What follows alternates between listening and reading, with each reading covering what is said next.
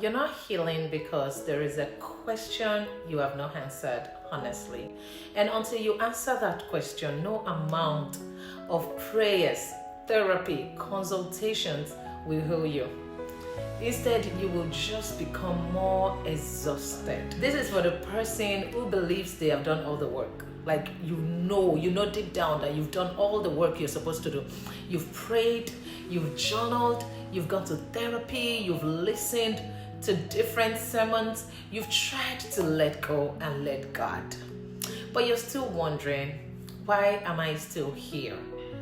Why am I not completely healed? In John chapter 5, we all know the story. You know, the man that has been sick for 38 years, and it was just lying there in the pool of Bethesda. So there was a belief that, you know, when the water stirred, the first person to actually enter into the water will be healed. So people are always gathered there, waiting for the water to stir, watching, competing for who would actually go in first, and they just kept hoping. Then Jesus sees this man and asked him a question. He said, "Do you want to be made whole?" That we can find in John chapter 5 verse 6. And the man responds and said, "Sir, I have no one to put me in the pool when the water is stirred up." Now, you can see that this man ignored the question that was asked, but rather he started explaining himself. He explained the system. He explained why it hasn't worked for him. But he forgot that this is just a straight yes or no question. And what did Jesus do? Jesus then said to this man, "Rise up, take your bed, and walk." That we can find in verse 8. And then the man is healed. You notice how Jesus asked just a direct question. A direct question that requires a yes or no answer, like a close-ended question. And this is where a lot of people are today. We have become very skilled at explaining our condition. We have become very, very skilled at explaining our suffering. We can explain where it started, who hurts you, how you've tried, everything you've tried, and why it's difficult. And yes, all of that are true, all of that may be true, but that explanation is not the same thing as willingness. And I'll tell you this, healing is not only about what God can do. No, it is also about what you are ready to release. Because healing changes your life. Healing changes a lot of things. Healing removes excuses. Healing removes certain identities that you've carried for long.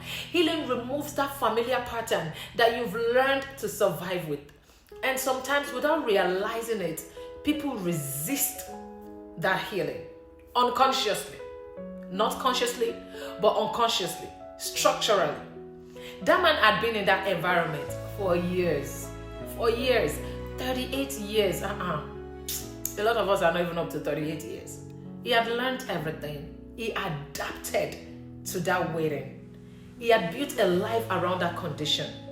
Psychologically, this is what is called adaptation to dysfunction. So when something has been present for a long time, it stops feeling like a problem. Because why? You've adapted to the situation. It becomes so normal. Even if it's a painful experience, it becomes so normal. So when Jesus asked him, "Do you want to be well?" He's not asking an obvious question. He is asking, are you ready to live differently? Like I said, it's a close-ended question. A yes or a no. You will have to stand, because you will have to stand, you will have to carry your mat. You will no longer be that man by the pool. And that requires responsibility. Not just, okay, yeah, I will heal you, you will just walk. You have to do some work. So this is where some people remain in circles. Not because they lack prayers, no. not because they lack prayers, but because of the structure of their life still supporting the problem. So you cannot heal in an environment that rewards your dysfunction. No.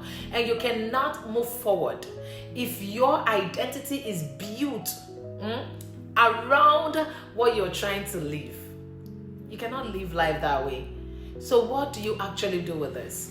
I want you to answer the question that Jesus asked honestly. Let me repeat myself. I want you to answer the question that Jesus asked honestly. Do I want to be made well? And then I want you to think deep. I want you to go deeper. What would I have to release if I want to be healed? What would change about my relationships? What would change about my routine? What would change about my identity? What would change about my comfort? I want you to write this down, because clarity reveals resistance. And once you see what healing requires, you can now begin to align your life with it intentionally. Like I said, let me repeat myself. Intentionally. That is the first step in healing. Knowing that whatever you are doing has to be an intentional act. Shalom, people.